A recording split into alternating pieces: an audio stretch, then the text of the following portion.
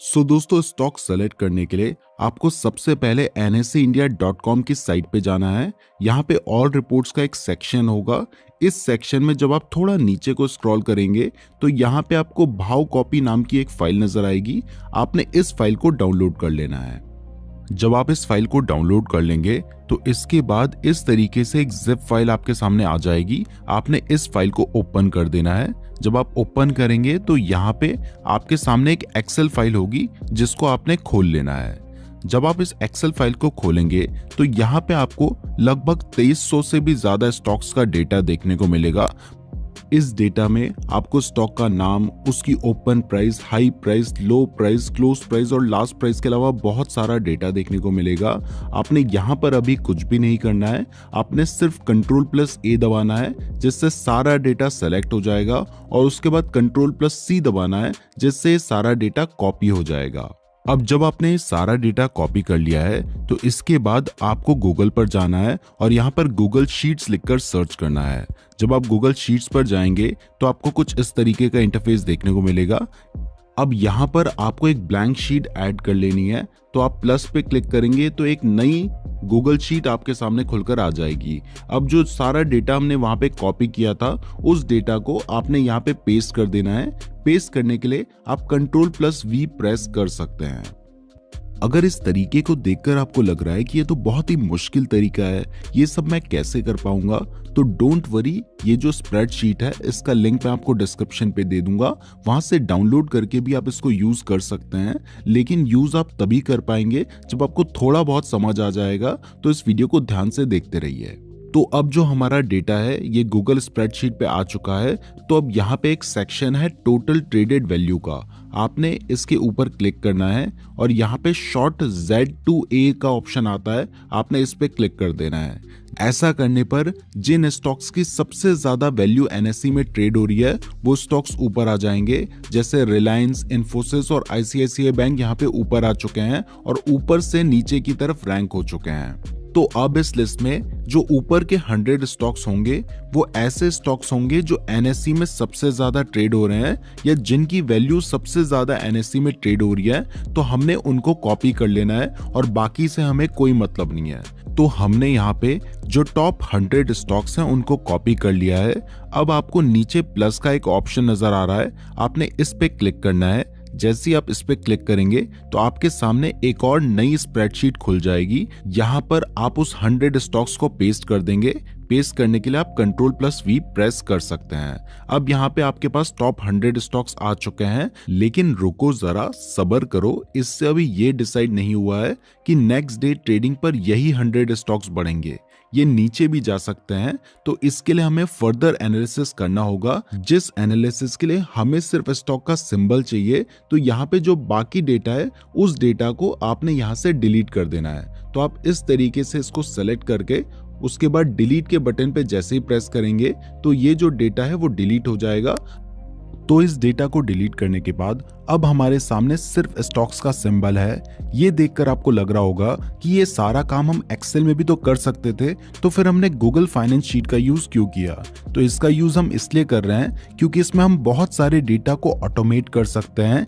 Even share की price भी यहाँ पे ऑटोमेटिकली अपडेट हो सकती है। बट ये सब करने के लिए गूगल फाइनेंस शीट का पहला रूल है कि सिंबल के आगे हमेशा NSE लिखा होना चाहिए, यानी नेशनल स्टॉक एक्सचेंज। क्योंकि हो सकता है कि एक कंपनी NSE में तो लिस्ट है ही, लेकिन US के स्टॉक एक्सचेंज में भी लिस्ट है, तो गलत डेटा ना आ जाए, इसलिए हर स्टॉक के आगे NSE लिखा होना जरूरी है। अब NSE लिखने के लिए आपको सिर्फ एक फॉर्मूला लगाना होगा जिससे हर स्टॉक के नाम के आगे ऑटोमेटिकली NSE लिखा हुआ आ जाएगा। ये फॉर्मूला मैं आपको डिस्क्रिप्शन में भी दे दूंगा और जब ये शीट मैं आपके साथ शेयर करूंगा तो उसमें भी ये फॉर्मूला ऑटोमेटिकली लगा हुआ होगा।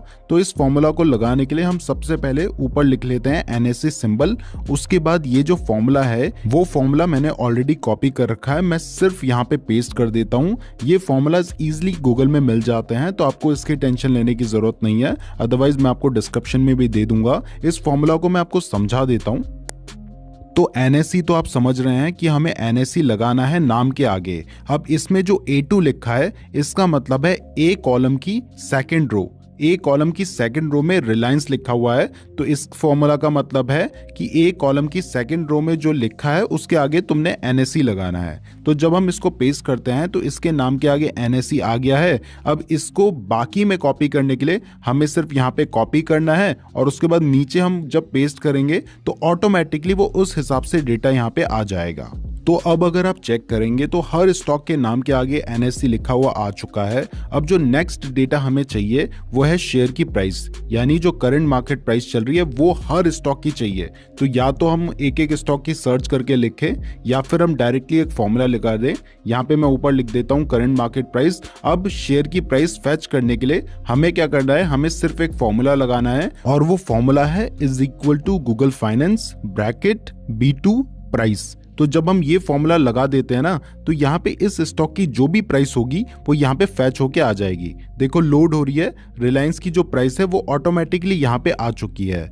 यहाँ पे हमने B2 इसलिए लिखा है क्योंकि बी कॉलम की सेकंड रो में एनएससी रिलायंस लिखा है, तो उसकी प्राइस यहाँ पे फैच होके आ गई है। अब अगर हम बाकी स्टॉक्स की भी प्राइस पता करना चाहते हैं तो हमें सिर्फ इसको कॉपी कर लेना है इस फॉर्मूला को और बाकी सभी जगह पे पेस्ट कर देना है। जब हम इसको यहाँ पे कॉपी करेंगे तो ये फॉर्मूला ऑटोमेटिकली अपने हिसाब से चेंज होता रहेगा। तो आपने सिर्फ Ctrl+C प्रेस किया, उसके बाद इसको नीचे तक आप लेकर गए और जब आपका जो एंड स्टॉक है वहां तक आप लेके गए और इसके बाद जब आप Ctrl+V प्रेस करेंगे वैसे ही यहाँ पे सब स्टॉक्स की प्राइस आ जाएगी और ये जो फॉर्मूला है ये अपने हिसाब से हर जगह पे चेंज होके उससे पहले वाले कॉलम में जो स्टॉक है उसकी प्राइस बता देगा। तो यहाँ पे देखो ये जो प्राइस है ये रिलायंस की प्राइस है, इसके बाद इन्फोसिस की प्राइस आपको दिखाई दे रही है, फिर आपको आईसीआईसीआई बैंक की दिखाई दे रही है। तो सभी की प्राइस यहाँ पे ऑटोमेटिकली आ चुकी है और जब भी आप इस पेज को रिफ्रेश करेंगे या फिर हर 20 मिनट्स के बाद ये जो प्राइस है ये ऑटोमेटिकली चेंज होती रहेगी। तो अब हमारे पास एनएससी में सबसे ज्यादा ट्रेड होने वाले 100 स्टॉक्स के नाम है और उनकी मार्केट प्राइस भी है, लेकिन हम 100 के 100 स्टॉक्स में तो ट्रेड करेंगे नहीं। तो अब हमें 5 डेटा और चाहिए जिससे हम पता करेंगे कि कौन से स्टॉक्स में ब्रेकआउट होने वाला है और वो डेटा है 10 डे का मूविंग एवरेज, 30 डे का मूविंग एवरेज, 60 डे का मूविंग एवरेज, 90 डे का मूविंग एवरेज, 120 डे का मूविंग एवरेज और 200 डे का मूविंग एवरेज। इसके साथ ही मैं यहाँ पे एक आउटपुट का भी कॉलम बना देता हूँ जो हमें बताएगा कि हमें कौन सा स्टॉक खरीदना है और कौन सा नहीं। इसके लिए भी हमें फॉर्मूला लगाना पड़ेगा, वो हम बाद में लगाएंगे। पहले हम मूविंग एवरेज निकाल देते हैं। तो मूविंग एवरेज निकालने के लिए भी एक फॉर्मूला है जिसको मैं यहाँ पे पेस्ट कर देता हूँ। तो इस फॉर्मूला के अकॉर्डिंग हम एवरेज निकाल रहे हैं गूगल फाइनेंस में जाके A2 का। A2 क्या है, यहाँ पे रिलायंस है, उसकी प्राइस का और कब की, पिछले 365 दिन की। लेकिन जब हम 365 दिन की प्राइस का एवरेज निकालेंगे तो वो तो 365 डेज का मूविंग एवरेज होगा। तो इसके लिए हमने लास्ट में लिमिट लिखा है 10। तो लिमिट को 10 करने के बाद ये 10 ही दिन का मूविंग एवरेज देगा। जैसे ही हमने एंटर प्रेस किया तो यहाँ पे 10 दिन का मूविंग एवरेज निकल कर आ गया है। अब अगर आप 30 डेज का मूविंग एवरेज निकालना चाहते हैं तो आपको सेम फॉर्मूला यहाँ पे पेस्ट कर देना है और उसके बाद यहाँ पे जो 10 लिमिट थी उसको चेंज करके 30 कर देना है। जैसे ही आप 30 करेंगे तो इसके बाद ये 30 डेज का मूविंग एवरेज निकालेगा। ऐसे ही 60, 90, 120 और 200 के लिए भी आपने सेम यही फॉर्मूला लगाना है, बस लिमिट को उस हिसाब से चेंज कर देना है। ऐसे हमारे सामने रिलायंस के सभी डेज के मूविंग एवरेज निकल कर आ चुके हैं। अब अगर आपको बाकी स्टॉक्स के भी मूविंग एवरेज निकालने हैं तो आपको बस रिलायंस वाले फॉर्मूला को कॉपी कर लेना है और नीचे तक एक्सपेंड करने के बाद Ctrl+V प्रेस करके इसको पेस्ट कर देना है।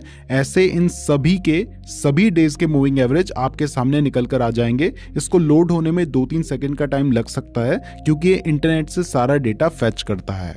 तो अब हमारे सामने सभी स्टॉक्स का सभी डेज का मूविंग एवरेज निकल कर आ चुका है। तो अब हमें ऐसे स्टॉक्स में ट्रेड लेना है जिनमें ब्रेकआउट होने वाला हो, और किस स्टॉक में ब्रेकआउट होने वाला है यह हमें ऐसे पता चलेगा कि अगर कोई स्टॉक अपने 10, 30, 60, 90 और 120 डेज के मूविंग एवरेज से ऊपर ट्रेड कर रहा है लेकिन 200 डेज के मूविंग एवरेज को उसने अभी क्रॉस नहीं किया है, तो जैसे ही वो अपने 200 डेज के मूविंग एवरेज को क्रॉस करेगा तो वहां पर उस स्टॉक में ब्रेकआउट हो सकता है। तो ऐसे टाइम पर स्टॉक को बाय करना बेस्ट रहेगा।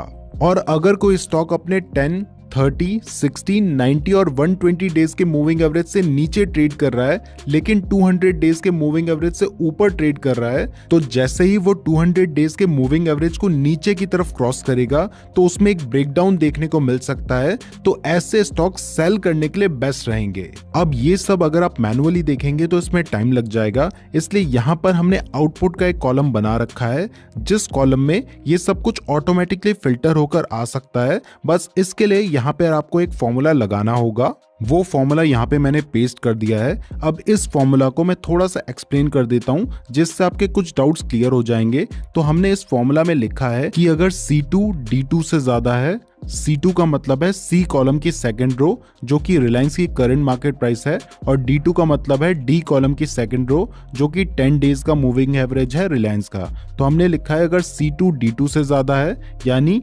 रिलायंस की प्राइस 10 डेज के मूविंग एवरेज से ज्यादा है, 30 डेज के मूविंग एवरेज से ज्यादा है, 60 डेज के मूविंग एवरेज से ज्यादा है, 90 डेज के मूविंग एवरेज से ज्यादा है और 120 डेज के मूविंग एवरेज से ज्यादा है, लेकिन 200 डेज के मूविंग एवरेज से कम है, तो ऐसे स्टॉक्स आगे हमने लिखा है best for buy above 200 day moving average, यानी ऐसे स्टॉक्स हमारे लिए बाय करने के लिए बेस्ट होंगे। तो ये हमने यहाँ पे कंडीशन लगा दी है, तो ऑटोमेटिकली वो आउटपुट में लिखा आ जाएगा। और ऐसे ही हमने यहाँ पे लिखा है कि अगर जो C2 है, जो करंट मार्केट प्राइस है, वो अगर D2 से कम है, 30 डेज के मूविंग एवरेज से भी कम है, यानी E2 से कम है, F2 से कम है, G2 से कम है, H2 से कम है और 200 डेज के मूविंग एवरेज यानी I2 से ज्यादा है, तो ऐसे स्टॉक्स हमारे लिए सेल करने के लिए बेस्ट होंगे। तो ये भी आउटपुट में लिखा आ जाएगा। और इसके अलावा जो भी स्टॉक्स हैं उन सबको अवॉइड करना है, ये भी हमने यहाँ पे फॉर्मूला में लिख दिया है। तो जैसे ही इस फॉर्मूला को हमने यहाँ पे डाला तो लिखा आ गया अवॉइड,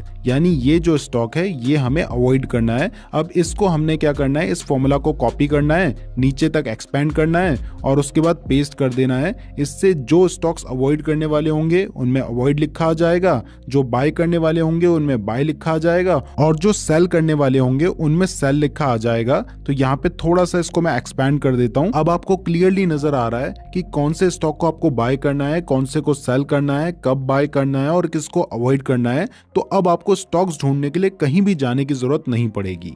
बट अभी भी मजा नहीं आ रहा है। मजा तब आता जब जिन स्टॉक्स को हमें बाय करना है या जिन स्टॉक्स को हमें सेल करना है वो हमें एक ही जगह पे नजर आ जाते और किस प्राइस में बाय या सेल करना है वो भी हमें दिखाई देता, तो बहुत ज्यादा मजा आ जाता।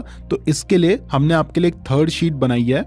इस शीट में हमने सबसे पहले 2 कॉलम बना रखे हैं जिसमें लिखा है व्हाट टू बाय और व्हाट टू सेल। उसके बाद नीचे हमने स्टॉक का नाम दे रखा है, फिर उसका ट्रिगर पॉइंट कहाँ पे बाय करना है, फिर स्टॉक का नाम और फिर कब सेल करना है। अब यहाँ पे हमने नीचे फॉर्मूलाज लगा रखे हैं, जैसे टॉप 100 जो हमारी शीट है उसमें अगर कोई बाय करने वाला ऑप्शन है और उसकी प्राइस क्या है वो यहाँ पे दिख जाएगा, और अगर कोई सेल करने वाला है और उसकी प्राइस क्या है वो हमें यहाँ पे दिख जाएगा।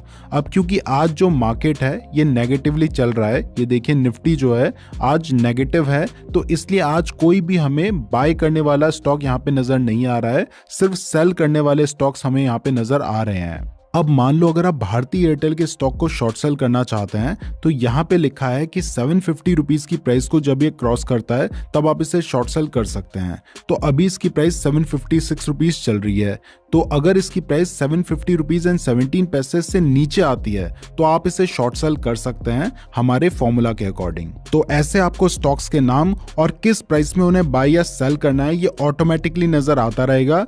बस आपको इस शीट को रिफ्रेश करना है और आपको वो स्टॉक्स मिल जाएंगे। और क्योंकि हमने ये शीट गूगल में बनाई है तो इसलिए यहाँ पे जो स्टॉक्स की प्राइस है वो भी ऑटोमेटिकली अपडेट होती रहेगी। लेकिन एक बात का ध्यान रखें कि प्राइस रियल टाइम में अपडेट नहीं होती है, हर 20 मिनट के बाद अपडेट होती है या फिर जब आप रिफ्रेश करते हैं तभी अपडेट होती है। इस शीट का लिंक हमने आपको डिस्क्रिप्शन पे दिया है, वहां पे आप इस शीट को देख सकते हैं, समझ सकते हैं और कुछ दिनों तक यूज भी कर सकते हैं। लेकिन कुछ दिन बाद जो सबसे ज्यादा ट्रेड होने वाले स्टॉक्स हैं वो चेंज हो जाएंगे, तो आपको NSE एनएससी की साइट पे जाना होगा, वहां से आपको भाव कॉपी को डाउनलोड कर लेना होगा। उसके बाद शीट 1 में जाके उस डेटा को आपने पेस्ट कर देना है। फिर जो सबसे ज्यादा ट्रेडेड वैल्यू है उसके बेसिस पर उसको शॉर्ट कर देना है, जिससे टॉप 100 स्टॉक्स निकल कर आ जाएंगे। फिर उन स्टॉक्स को आपने कॉपी करना है और यहाँ पर जो नाम है सिर्फ नाम को चेंज कर देना, बाकी डिटेल्स वो ऑटोमेटिकली फैच कर देगा। और इसके बाद जब आप शीट 3 में जाएंगे तो आपको वापस नए स्टॉक्स